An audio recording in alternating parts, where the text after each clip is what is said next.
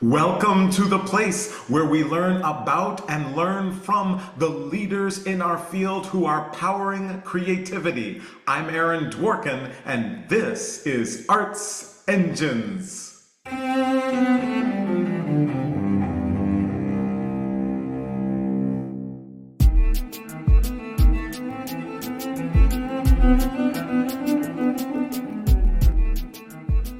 Thanks again for joining me here on Arts Engines. Today's guest is Marc Scorca, who serves as the president and CEO of Opera America. Marc, welcome to the show. Aaron, thank you so much for having me back. I love talking to you this way. I absolutely love it. And every time we talk, I continue to learn. And it's really just amazing. Your perspective on the field really truly is extraordinary, not just in over the entire scope of opera, but really the field broadly in terms of the arts and presenting and managing and just on so many fronts. I feel that your experience, the collaborations, the partnerships that you've been involved in have not only transformed our field, but also helped to inform us about our future. And so what I thought would be great is if we could take, this time to kind of reflect on that. You are, as they say, approaching that next chapter in your career. And I'm curious, kind of just first and foremost, what's on your mind as you begin to think about your own transition from Opera America?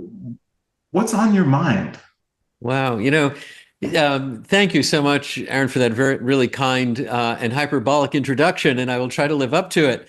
But so much, of course. I've been president of Opera America now. This month is 35 years, and I've gotten to see, frankly, almost two generations of opera leaders grow through the field and the transformation of opera from almost an exclusively imported European art form into one that is an American cultural expression connected to the world we live in. So I feel extraordinarily gratified by the progress our field has made over the last 35 and from my predecessors 40, 45 years. So really transformational. But in looking at my own trajectory, I just felt that finally we had emerged from COVID. And it's not to say that we're not still cautious. And anytime someone has a cough or has a sneeze, we get a little nervous about it. But we're kind of over the trauma of COVID and into the new reality of here and now. And the new reality of here and now is being transformed by AI. We just had a tutorial last week in our staff meeting about ways that administratively we can use AI to accelerate and enrich the work that we do. And irrespective of current public policy issues, which we might chat about a little bit, nonetheless, it's as if a certain phase is coming to an end, that phase of getting through COVID to a new reality. And there's a new phase emerging that is informed by AI and the way it's going to change the administrative workplace, but also potentially change the creative workplace. And I just felt that to start that new life cycle into the future, it should be someone who has another 10 or 20 years to steer the organization and support the field through that time frame. So it felt like an organic moment. And you don't necessarily know that I'm a Virgo and I like good order. And 2025 marks 50 years since I started my first internship at the Metropolitan Opera. It's 20 years that we've been here in New York, having relocated from Washington, D.C. It's 35 years I've been at Opera America. And when the numbers align like that, I decided a message was coming and I needed to pass the baton. Well, and I think that's just it also reflects, just kind of, I think, a leadership style of also self-awareness and context of where we all ultimately are temporary stewards of organizations that we lead, of missions that we, try to move forward, et cetera. Yeah. So Yes. it's so you mentioned AI and right, and it does seem like that is going to be already is a key catalyst. As you view that, do you see both for the world of opera, but even the broader world of the arts, that the bulk of that impact or change is going to happen in kind of administrative functions or creative, or do you think it's fully going to be in both? Kind of curious from your perspective where you see that going. I think AI has a potential to transform both the creative and the art and the administrative. Now, because I inhabit the administrative space, I see that a little more clearly because we use it. And it is astonishing how efficient it is in data crunching from our research, even in narrative-based surveys that we've done where we load the narrative responses into AI and ask for some ordering of the responses from hundreds of inputs. It's remarkable. And I've tested because I've read through the raw material to, in a way, examine whether the AI summary of it is what I might have created after days and hours of work. And it's really good. So whether it's data crunching, some basic coding, some research analysis, it's amazing what it can do. And we're actually working now in a project that we have with 12 companies. We're working with an AI firm based in London, and we're looking at 20 years of ticket data from 12 opera companies to understand the trajectory of individuals in their relationship with the organization. If they started with a traditional opera, do they go back to a traditional opera, or do they experiment with a new opera?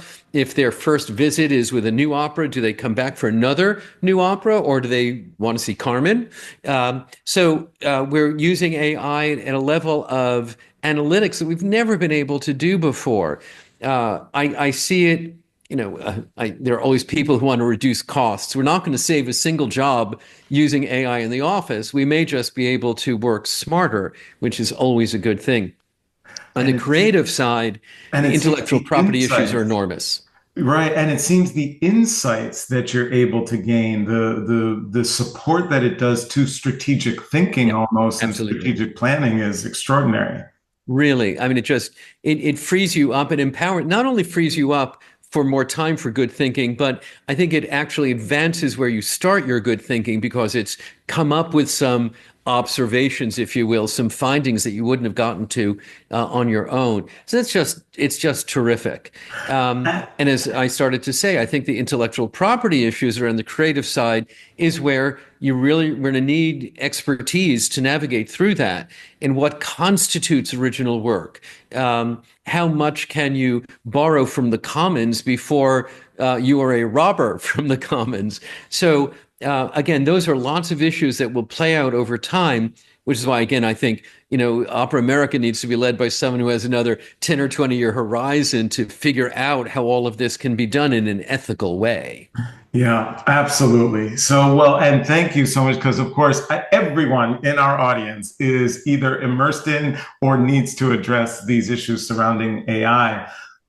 So, kind of also pulling back even broader and the role of opera, the role of the arts in our society, and public support for the arts, and how art is defined, and or the art that we present is defined. And certainly there are many in the sector who are feeling fear, who are experiencing even trauma at the level of change or the type of change. Wondering again, given your perspective and more than 35 years overall in the field, but especially at Opera America, thoughts. And by that, I mean thoughts about where do you think things are heading for the sector? Where do you think, we will be at as it relates to those things in 5 to 10 years? It is just so difficult to look at that crystal ball right now, which is muddy because of the constantly changing lawsuits, prohibitions, encouragements, tariffs yesterday, were eliminated back down to the 10%, and suddenly the stock market popped up. It's just the surprise, the chaos that exists right now is really challenging from a management point of view. I do believe that great art and the great uplifting arts experience is in itself an act of liberation and resistance. That as long as we are able to be creative and enjoy the pleasure of virtuosity around us, we are celebrating the human beings that we are, and that is noble work, and that we cannot shy from that. Of course, we need to take a look at what work we do and how we do it, and I hope that all of my colleagues remain consistent with their core values. And I would say at Opera America, our core values, our dedication to welcoming new people into opera, of encouraging new stories that connect with the world around us, encouraging people to enjoy it for the first time or again as audience members or creative artists or performers. Our core values have evolved over time and aren't just a superficial set of words that we're willing to walk away from. No, we have core values and a commitment to enriching opera by bringing more people into the art form. And we will continue to do that. If, yes, there are some ways we need to modify a program here or there a little bit, or if we need to talk a little bit differently about it, we will. But the core commitment that we have to our values is unwavering.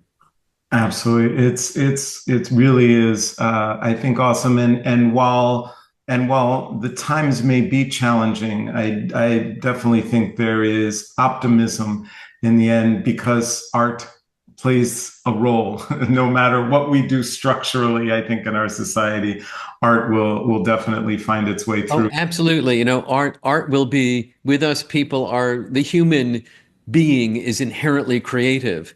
And I regret that so many people have to use up their creativity these days around paying rent or paying for food or getting medical care. That's not where we should be spending our time being creative. We should be spending time being creative with a paintbrush and a pencil and singing and dancing. That's where we should be creative. So we do need to have a public policy environment that liberates us to be creative in truly creative ways, in really productive creative ways. So that's a long fight ahead of us. We certainly don't know, how short-term politics will play out, but there are bigger fights that we have to undertake for many years to enable as many people as possible to enjoy the richness of art in their own personal expression. Totally, totally. So unfortunately, we are just about out of time. But as you know, I always like to ask my guests, this work and this work you have done for more than the past 35 years, so rewarding.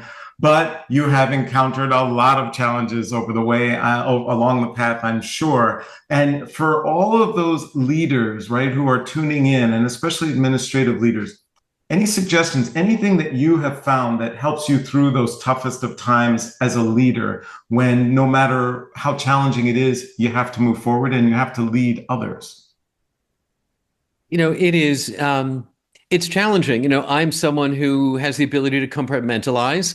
I can read the morning newspaper and then get to my work and be excited about my work and try to keep some of my personal feelings separate from the work that needs to be done.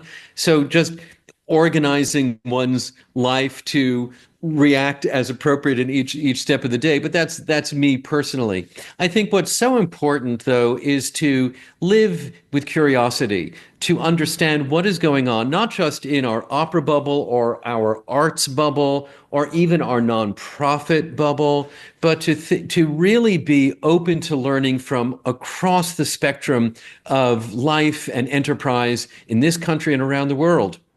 There are profound trends that will have really deep impact on our work, and it's not just from within our bubble. We need to be really aware of what's happening around us, enjoy the curiosity of learning more, owning what we don't know, and then enjoying the the process of learning. I think that that is a source for me of continuing joy, and it helps me connect my work to the world we live in. Marc Scorca, you truly are one of the arts engines powering human creativity in our world. Thank you for your extraordinary legacy, your tenure, for your impact on the field, and thank you for being on the show. It is a pleasure, and I admire you and your work so much. Keep going.